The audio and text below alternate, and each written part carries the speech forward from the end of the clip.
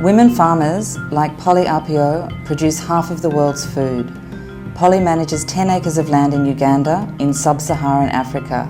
She, like many small landholders in the region, face some serious challenges. Yeah, like in my community, it is mainly women who do agriculture.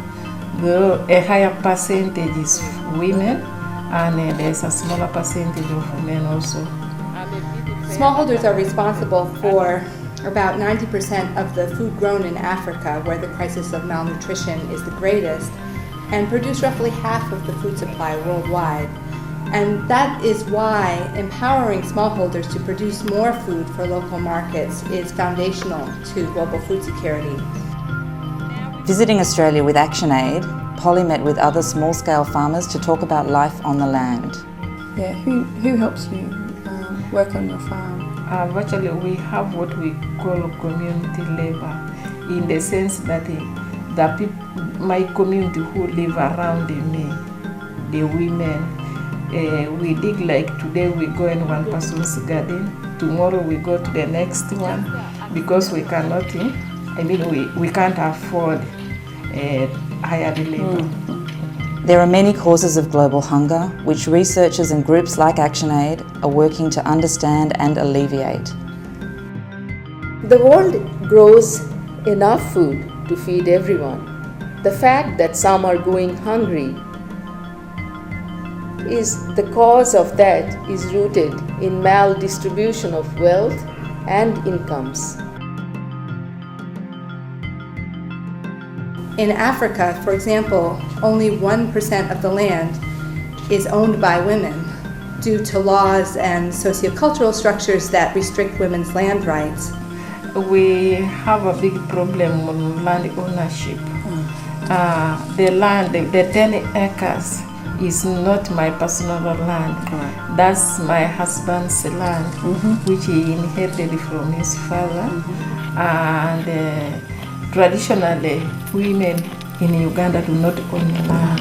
Other issues affecting daily life are access to equipment, loans, and ways to share information and farming know-how. So we don't have enough tools, we don't have access and control of our land, we have no credit and financial services,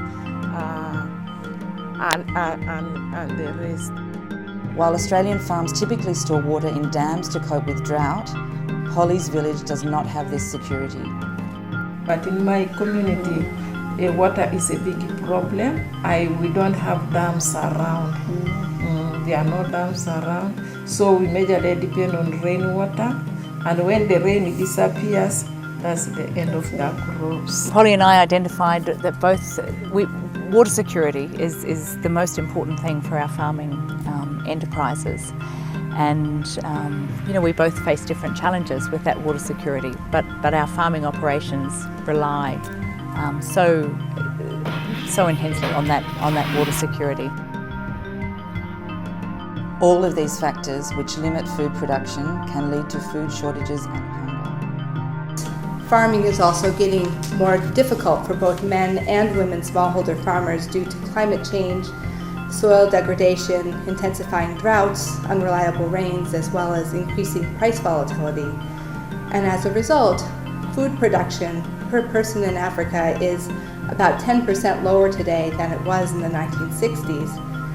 And the fear is that as the impacts of climate change deepen, production per person could decline by as much as 50%, which would be absolutely devastating. And I think that there would be considerably more support if people just understood, say that 80% of farming work in Africa is actually done by women, and just how hard and harsh the conditions are under which they do it.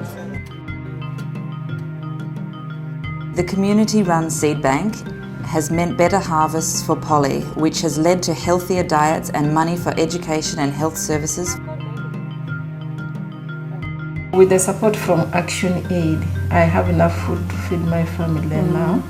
Yeah, and even I have 11 children. Even I sell the surplus for paying fees and for accessing health services.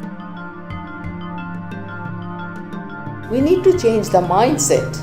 We need to change the way people perceive and recognize and record women's labor. We need to see women as productive, as economic citizens. ActionAid is working worldwide through the Fertile Ground program to meet the challenges faced by farmers like Polly.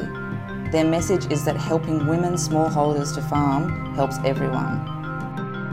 The network that is between women farmers in Australia, I feel that is something we have learnt and are going to use that to strengthen the peer-to-peer support and collaboration between women farmers in Uganda, so that they are able to identify with their issues, their problems, and collectively advocate for a change to government.